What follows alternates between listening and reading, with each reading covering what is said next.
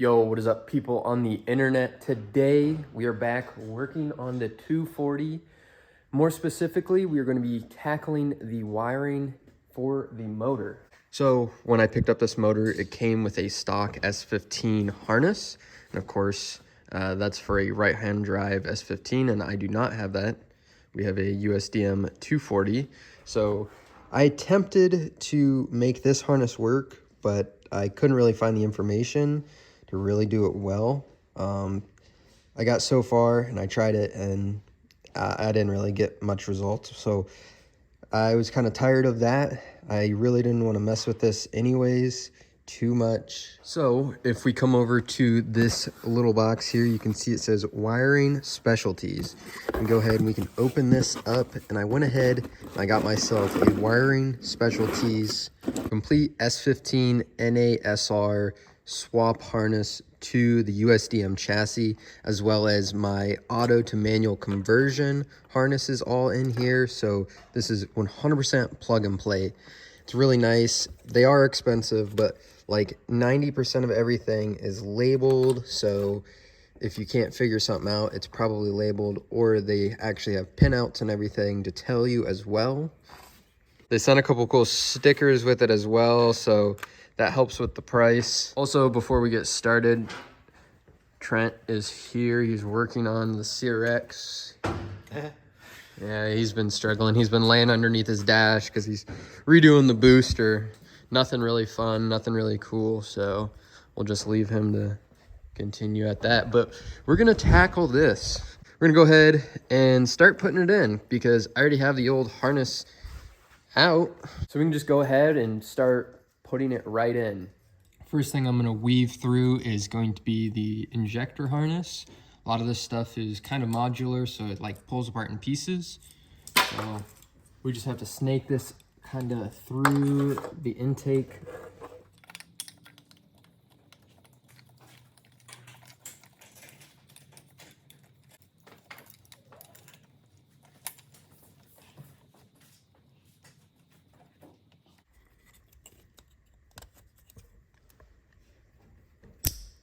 There we go.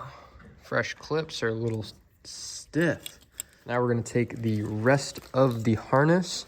We have to take the ECU end right here and stick it through the firewall, and then we can kind of lay the rest out in the engine bay and kind of see where things want to go.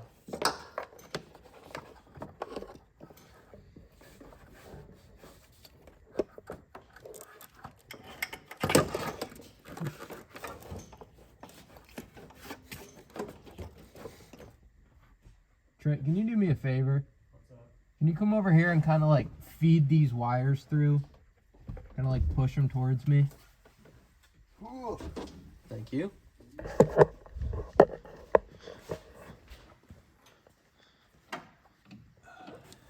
This shit doesn't want to thread. Oh, the line? Yeah. Yikes. All right, back to this. I just had to have Trent help me push the wires through the firewall because it's kind of like a double-sided job here. So I'm gonna throw the grommet on here, and then we will start laying these out. All right, it's a different day, but we are still working on the wiring. I went ahead and I figured it wouldn't be too entertaining, so me and Trent just went ahead and plugged in and routed everything. There's a few more wires left because it kind of got late the other night when we were just plugging away on some of this stuff. So we're gonna hook these other wires up.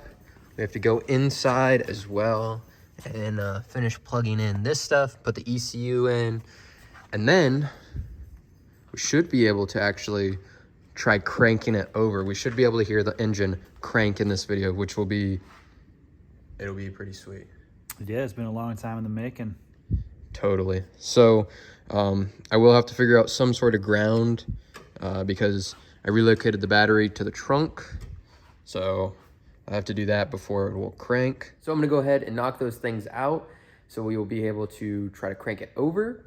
There is no fuel system yet, so it will not start, but we'll be able to hear it crank.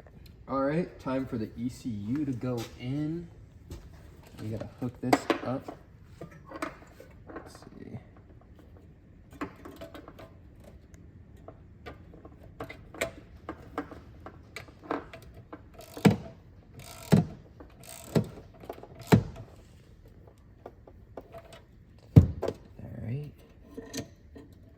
think this gets plugged into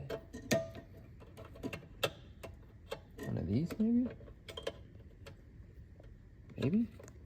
Maybe not? What the hell does this go to? Alright, I gotta look that up. Alright, I figured out what this is. This is the consultant connector, which is like, you know, the scanner. So I don't necessarily need that yet. So I think everything... What, you standing right behind me? So I think I have everything connected. So besides our questionable grounds, so we're gonna try to ground the starter. Like I said, I need to make a real ground, but I don't have enough wire. I guess we'll give it a shot. Yep. This might work or it might not. I might get shocked, I might not. Yeah, Trent might get a little zap.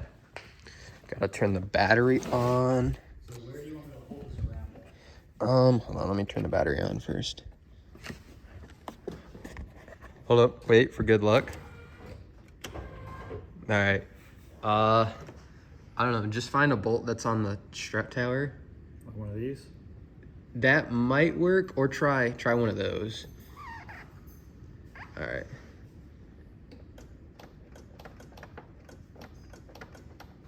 Something's clicking. I'm trying to push that out. Oh, wipers are on again. And again. Well, bummer. All right, you're good. Alrighty, so the other day you seen, obviously, we were trying to get the SR to just crank. After putting in the Wiring Specialties harness, I figured it should just kind of crank, so I know it's getting the right ignition signal and everything, knowing everything should be connected properly from, well, of course, the engine through into our OEM original left-hand drive 240 wiring in the dash. But you seen, nothing was really happening. So I went ahead and I got a bunch of new 4-gauge, right? Yeah, yep, the 4-gauge wire.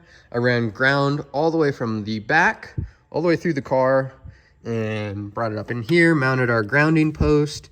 And I also did grounds to the chassis, grounded everything properly, grounded here, grounded to the back of the block. And still, we were getting nothing. All we were getting was the clicking, which turned out to be the starter. So then I pulled the starter out of the car. So I threw it on the bench and hooked it up directly to a battery and put 12 volt to the, what would be the ignition switch signal. All I get is the solenoid activates, spits it out, but the starter motor doesn't actually turn. So the starter motor is bad. Knowing that the starter is bad is slightly sense of relief, because now I know what was happening wasn't necessarily the wiring's fault, but it was the starter's fault. So our option now is to either try to get that starter rebuilt, because it is an SR starter and the KA one won't work from the single cam, or I'm gonna order a OEM remake by P2M sells them, and so does Mishimoto. I've heard bad things about Mishimoto. I don't know if the P2M are the same ones or if they're different. But I'm gonna look into that, get that ordered. And so we just have to put the fueling into this car, do our fuel setup, which I have all the parts for that. Set up the fuel, get the new starter in, and this thing should be able to crank over and start. Of course, we still have to do the intake and check over a bunch of stuff and do the cooling, but to get it to run, we're actually pretty damn close. So, that being said, there's not much more I can put into the video. This video may have been a little lackluster, and I apologize for that, but we got the Wiring Specialties harness in. It was a big chunk of change. Got a bunch of other parts for the 240. I know that's always the fun thing to say, is we've got lots of parts. We've got Trent's 240, so that's also going to get more. We've been working on that, and we're going to start filming a little bit of that, straighten out his interior and get that thing running, because, you know, we got to be driving 240s here this summer, and summer's like right around the corner. So other than that, thank you guys for sticking around to this point in the video. Like, comment, subscribe. I'll see you in the next 240 vid or whatever vid comes next. Peace.